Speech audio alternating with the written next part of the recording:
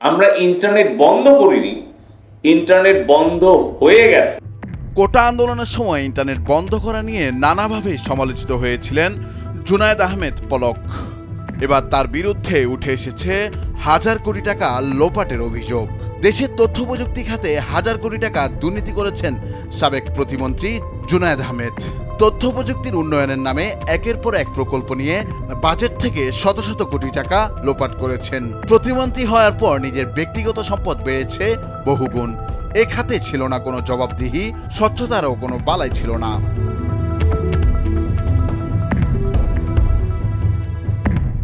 কেননা পলক সব কাজই করতেন প্রধানমন্ত্রীর পদ থেকে পদত্যাগ করে পালিয়ে যাওয়া শেখ হাসিনার তথ্য প্রযুক্তি উপদেষ্টা সজীব ওয়াজেদ জয়ের নাম ভাঙিয়ে।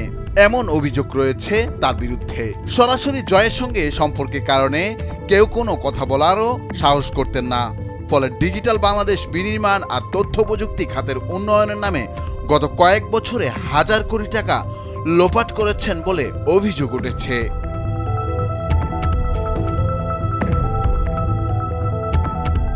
একাধিক সূত্র জানিয়েছে, অবৈধভাবে অর্জিত অর্থ দেশের বাইরেও পাচার করেছেন সাবেক এই প্রতিমন্ত্রী। অথচ সরকারের তথ্য প্রযুক্তি খাতের চেহারা পাল্টে দেওয়ার নামে তিনি প্রকল্পের টাকা হাতিয়ে নিতেন নিজের নামে। সজীব ওয়াজেদ জয়ের খুবই আস্থাভাজন হওয়ায় কোনো কর্মকর্তা, মন্ত্রী, অডিট বিভাগ, এমনকি প্রধানমন্ত্রী কার্যালয় পর্যন্ত তথ্য প্রযুক্তি খাত কিংবা পলককে নিয়ে কোনো কথা বলার সাহস পেতেন না।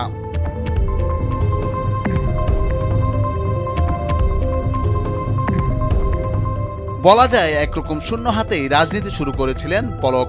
সংসদ সদস্য হওয়ার পরই যেন পেয়ে যান আলাদিনের চেরাগ। সরকারি প্রাথমিক বিদ্যালয়ের সহকারী শিক্ষক হিসেবে কর্মজীবন শুরু করে উদ্যোক্তা হয়ে ৩-৪ বছরের মধ্যেই স্ত্রী কণিকা প্রায় ৫ কোটি টাকা মালিক হয়েছেন, যা তিনি হলফনামায় উল্লেখ করেছেন। তার স্ত্রীর নামেও রয়েছে দুর্নীতির অভিযোগ। সরকারি প্রাথমিক বিদ্যালয়ের সহকারী শিক্ষক হিসেবে কর্মজীবন শুরু করে উদ্যোক্তা হয়ে ৩-৪ বছরের মধ্যেই স্ত্রী কণিকা প্রায় ৫ কোটি টাকার মালিক হয়েছেন, যা তিনি হলফনামায় উল্লেখ করেছেন। এর বাইরে তার স্ত্রী অন্তত আরও ২০ কোটি টাকার মালিক বলে জানিয়েছে একাধিক সূত্র।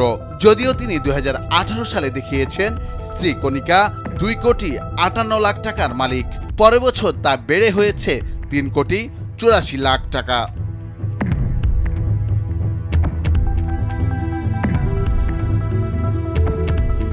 এর বাইরে নামে বেনামে আরও বিপুল সম্পদ রয়েছে পলক ও কণিকা দম্পতির, যা তিনি অবৈধ পথে আয় করেছেন। এসব সম্পদ মূলত বিভিন্ন সরকারি প্রকল্পের দুর্নীতির মাধ্যমে অর্জন। যে কোনো প্রকল্প নিলেই তার অন্তত ১৫% দিতে হতো এই প্রতিমন্ত্রী ও তার পরিবারকে। এ খাতে প্রকল্প নিতে কোনো প্রকার জবাবদিহির প্রয়োজন হতো না। প্রকল্প নেয়ার ক্ষেত্রে নিজেদের আত্মীয় স্বজন, বন্ধু বান্ধবকে কাজ দিতেন কোনো প্রকার যাচাই বাছাই ছাড়াই। ২০০৮ সালে পলক পরিবারের সম্পদ বলতে ছিল সর্বসাকুল্যে ১৫ শতক মাঠের জমি, ব্যাংকে ছিল মাত্র ৫০,০০০ টাকা। ঠিক ৫ বছরের মাথায় এখন তিনি ভিশন বিল্ডার্স লিমিটেড কোম্পানির ৮০% শেয়ারের মালিক। এছাড়া অনেক বড় বড় কোম্পানির শেয়ারও তার নামে রয়েছে।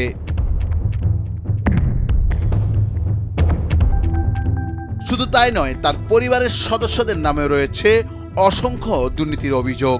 তাদের নামে বেনামে রয়েছে সম্পদের পাহাড়। একই সঙ্গে চাকরি বাণিজ্য, কালো টাকা, হত্যা বাণিজ্য, বদলি বাণিজ্য, চাঁদাবাজি কমিশন, খাস জমি বরাদ্দ বাণিজ্য সহ অসংখ্য অনিয়ম ও দুর্নীতির সঙ্গে জড়িত ছিলেন পলক, এমন অভিযোগ রয়েছে তার বিরুদ্ধে।